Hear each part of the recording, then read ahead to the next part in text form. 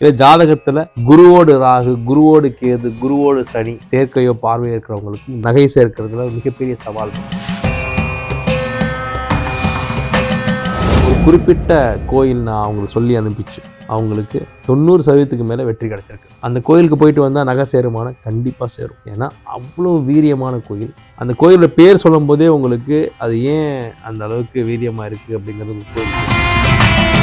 அப்போ ஒரு பரிகார கோயிலுக்கு போகிறத விட முக்கியம் அந்த பரிகார கோயிலுக்கு எந்த கிழமையில போகணும், எந்த முகூர்த்தத்தில் போகணும், எந்த நாளில் போகணும், எந்த ஹோரையில் போகணும், இப்படி பல விஷயம் இருக்குது.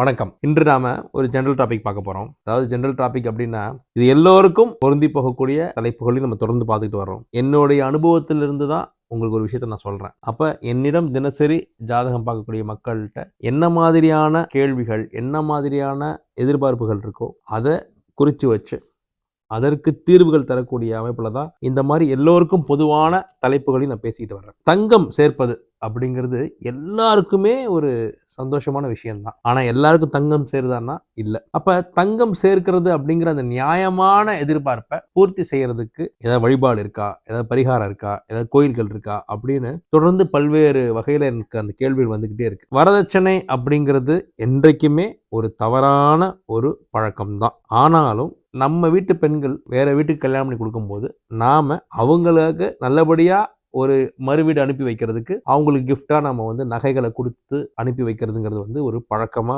இன்றளவு நம்ம கடைபிடிச்சிட்டு வர்றோம். அப்ப நம்ம வீட்டு பெண்களுக்கு சிறு வயதுல இருந்தே அவங்க குழந்தை, ஒரு பெண் குழந்தை பிறந்துட்டாலே அவளுக்கு நகை சேர்க்கறது அப்படிங்கிறது பழக்கமா தான் இருக்கு. இதுல இந்த வரதட்சணை அப்படிங்கிற சாயத்தை நம்ம பூச வேண்டாம். அது என்றைக்குமே சட்டத்துக்கு புறமானது, பெண்களுடைய வளர்ச்சிக்கு எதிரானது. நம்ம இப்ப அதை பத்தி பேச வரல. பொன் சேர்க்கிறது, நகை சேர்க்கணும் சார், எங்கள் பொண்ணுக்கு நகை சேர்க்குறோம், இல்லை எனக்கே நகை சேர்க்குறேன் அப்படின்னு பெண்ணாக இருந்தாலும் சரி, இல்லை ஆண்கள் பலருக்கு நகை அணியக்கூடிய ஒரு ஆர்வம் இருக்கும். அவங்களும் எங்களுக்கு நகை வாங்கணும்னு ஆசையாக இருக்குது சார், செயின் வாங்கணும், மோதிரம் வாங்கணும்.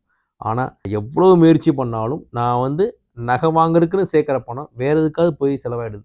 இந்த அனுபவம் இல்லாத ஆட்களே கிடையாது. நம்மள பல பேருக்கு அந்த நகை வாங்கணும்னு நினைக்கும் போது அந்த சேமிப்பு வேற எங்கேயாவது கரைஞ்சிருது. சார் எனக்கு நகையே சேர மாட்டேங்குது அப்படிங்கிறவங்க, இல்லை ஜாதகத்துல குருவோடு ராகு, குருவோடு கேது, குருவோடு சனி சேர்க்கையோ பார்வையோ இருக்கிறவங்களுக்கும் நகை சேர்க்கிறதுல மிகப்பெரிய சவால் இருக்கும். சார் என் பொண்ணுக்கு கல்யாணம் வச்சிருக்கேன், இன்னும் 2-3 வருஷத்துல அவளுக்கு கல்யாணம் பண்ணக்கூடிய சூழல் ஏற்பட்டுரும். ஆனா என்கிட்ட நகையே சேரல சார். இந்த இருக்கக்கூடிய 2-3 வருஷத்துல ஒரு அமௌண்ட் நான் நகை சேர்க்கணும்னு ஆசைப்படுறேன், ஒரு குறிப்பிட்ட அளவு நகை சேர்க்கணும்னு ஆசைப்படுறேன், அதுக்கு தான் வழி இருக்கா, அதுக்கு தான் பரிகாரம் இருக்கா அப்படின்னு அது கண்களில் ஒரு பதட்டத்தோட பேசிய எத்தனையோ பேரை நான் என்னுடைய அனுபவத்தில் பார்த்துருக்கேன். ஒரு குறிப்பிட்ட கோயில் நான் அவங்களுக்கு சொல்லி அனுப்பிச்சு அவங்களுக்கு 90% மேலே வெற்றி கிடைச்சிருக்கு. அந்த கோயிலுக்கு போயிட்டு வந்தால் நகை சேருமான கண்டிப்பாக சேரும். ஏன்னா அவ்வளோ வீரியமான கோயில். அந்த கோயிலோட பேர் சொல்லும் போதே உங்களுக்கு அது ஏன் அந்த அளவுக்கு வீரியமாக இருக்குது அப்படிங்கிறது உங்களுக்கு புரிஞ்சிடும். ஆனால் இதில் என்ன முக்கியமான விஷயம்னா நம்பிக்கை. கண்டிப்பாக நடக்கும், கண்டிப்பாக நமக்கு அந்த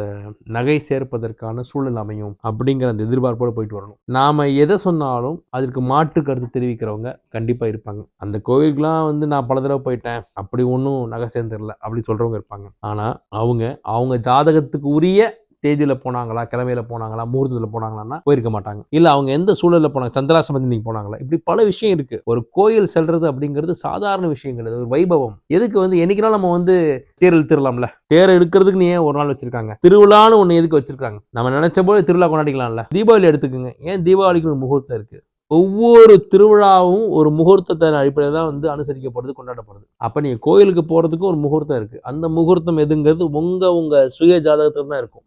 அப்போ ஒரு பரிகார கோயிலுக்கு போறதை விட முக்கியம் அந்த பரிகார கோயிலுக்கு எந்த கிழமையில போகணும், எந்த முகூர்த்தத்துல போகணும், எந்த நாள்ல போகணும், எந்த ஹோரையில போகணும், இப்படி பல விஷயம் இருக்கு. இப்போ எக்ஸாம்ங்கிறது 22 மணி நேரத்துல எப்போ வேணா அந்த எக்ஸாம் எழுதலாம்ல. ஏன் ஒரு வரைமுறைக்குள்ள, ஒரு ஒழுக்கத்துக்குள்ள வச்சிருக்காங்க? 10 மணிக்கு ஆரம்பிச்சு 1 மணிக்கு முடிஞ்சிடும், இல்ல மதியம் ஆரம்பிச்சு இத்தனை மணிக்குள்ள முடிஞ்சிடும், இல்லைன்னா நீங்க எப்போ வேணா எழுதிட்டு எப்போ வேணா கொடுத்துட்டு போலான்னு ஒரு ஒழுங்கற்ற தன்மையா நம்ம வச்சிடலாம் இல்லையா? பரீட்சை எழுதுறது எந்த அளவுக்கு பயபக்தியோட பண்றோம், அது பேரே பயபக்தியோட பரீட்சை எழுதுன்னு சொல்றாங்க. அப்ப உண்மையிலே பக்தி சார்ந்து நீங்க கோயில் சார்ந்து நீங்கள் போகும்போது பரிகாரத்தை நோக்கி நீங்கள் பயணப்படும்போது அதுக்குள்ளே எவ்வளோ ஒரு ஒழுக்கம் இருக்கணும், எவ்வளோ ஒரு நேர்த்தி இருக்கணும், எந்த அளவுக்கு ஒரு கட்டுப்பாடு, ஒரு கட்டுக்கோப்பு இருக்கணும். நீங்கள் நினச்சபடி ஒரு கோயிலுக்கு போகிறது, நினச்சபடி கோயிலுக்கு போயிட்டு வெளில வர்றது, எந்த ஒரு சம்பிரதாயங்களுமே இல்லாமல் செயல்படுறதுங்கிறது பலன் தராது. அப்போ உங்களுடைய நியாயமான ஒரு ஆசைக்கும் நியாயமான எதிர்பார்ப்புக்கும் நகை சேர்க்கணும் அப்படிங்கிற அந்த நோக்கம் இருந்துச்சுன்னா உங்கள் ஜாதகத்தை தெரிஞ்சிடும் உங்களுடைய பேராசையா அது நியாயமான ஆசையான. பொன் சேர்க்கணும். அப்போ புதுக்கோட்டை திருச்சியிலேருந்து ஒரு 20 கிலோமீட்டர் இலுப்பையூர் இல்லை இலுப்பூர் அங்கே பார்த்தீங்கன்னா பொன் வளர்ச்சிநாதர் கோயில், பொன்வாசிநாதர் கோயில்னு சொல்கிறாங்க இப்போலாம். ஆனால் அது பொன் வளர்ச்சிநாதர் தான் அதோடைய உண்மையான பேர். அந்த கோயிலில் பொன் வளர்ச்சிநாதர் கோயிலுக்கு ஒரு வியாழக்கிழமை அல்லது வெள்ளிக்கிழமை இல்லை உங்கள் ஜாதகத்தில் எந்த கிழமையில் அந்த கோயிலுக்கு போகணும் அப்படிங்கிற விதி இருக்கும்.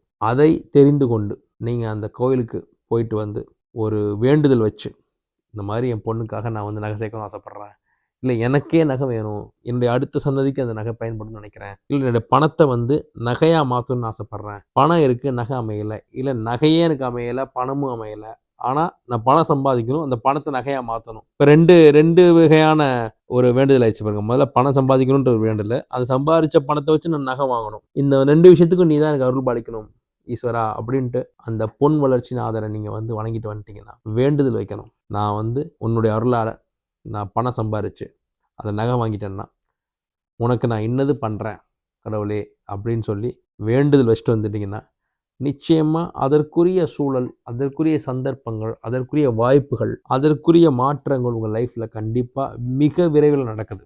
ஏன் இதை சொல்கிறேன்னா, இப்போ நான் சொல்லிட்டேன் அப்படிங்கிறதுக்காக எல்லாரும் கிளம்பி நீங்கள் இழுப்பு போயிட முடியாது. அங்கே இருக்கிற அந்த கடவுள் வந்து உங்களை தன் ஸ்தலத்துக்கு வர்றதுக்கு அனுமதிக்கணும். அந்த அனுமதி கிடச்சிட்டாலே உங்களுக்கு அந்த வாய்ப்பு வரப்போகுதுன்னு அர்த்தம். அதே போல் சக்ஸஸ்ஃபுல்லாக நீங்கள் அந்த கோயிலுக்கு போய் சாமி கும்பிட்டுட்டு வேண்டுதல் வச்சுட்டு வந்துட்டீங்கனாலும் நிச்சயமாக அந்த கடவுளுடைய அனுகிரகம் உங்களுக்கு வந்துடும். நீங்கள் அதை நோக்கி பயணப்பட ஆரம்பிச்சிருவீங்க. உங்களுடைய கர்மா கழிந்து அதற்குரிய அந்த கேட்ஸ் ஓப்பன் ஆகிடும், அந்த வழிகள் பிறக்கும், அதற்குரிய மனிதர்கள் வருவாங்க, அதற்குரிய வாய்ப்புகள் அமையும், அதற்குரிய ஒரு சந்தர்ப்பங்கள் அமையும். நீங்கள் நல்லபடியாக பொன் பொருள் சேர்க்க ஆரம்பிச்சிருவீங்க. இது நிரூபிக்கப்பட்ட உண்மை. அதில் பயனடைந்தவர்கள் இருக்கிறார்கள். தர்க்கம் பேசுபவர்களுக்கு கடைசி வரைக்கும் நன்மை நடக்காது. தர்க்கம் மட்டும் பேசிக்கிட்டே இருப்பாங்க. ஆனால் இதை பயன்படுத்தி பயன்பெறுபவர்கள் க்ளீனாக இதை பயன்படுத்தி பயன்பெற்றுவாங்க. வெளியும் சொல்ல மாட்டாங்க. இவங்க தர்க்கம் பேசுறது அப்படியே கூட்டத்தில் கூட்டமாக வெடிக்க பார்த்துட்டு நீங்கள் பேசிக்கிட்டே இருங்க அப்படின்னு சொல்லிட்டு அவங்க அடுத்தடுத்து அவருடைய சொந்தக்காரங்களெல்லாம் அங்கே அனுப்பிச்சு ஒவ்வொருத்தரையும் வந்து நல்ல விதமாக பார்த்துக்குவாங்க. அவர் இன்னும் பொன் சேர்க்க ஆரம்பிச்சிருவாங்க. அப்போ உங்களுடைய நியாயமான ஆசைக்கு உட்பட்டு பொன் பொருள் சேர்க்கணும், நகை சேர்க்கணும் அப்படின்னா இந்த பொன் வளர்ச்சிநாதரை உங்கள் ஜாதகத்தில் எந்த நாள் எந்த கிழமை போனால் வெற்றி பெறுமோ அந்த கிழமை அந்த நாளில் அந்த முகூர்த்தத்தில் போய் நீங்கள் வேண்டுதல் வச்சு நிறைய பொன் பொருள் சேர்த்து எல்லோரும் செல்வ செழிப்போடு இருக்கணும்னு நான் கேட்டுக்கிறேன். நன்றி.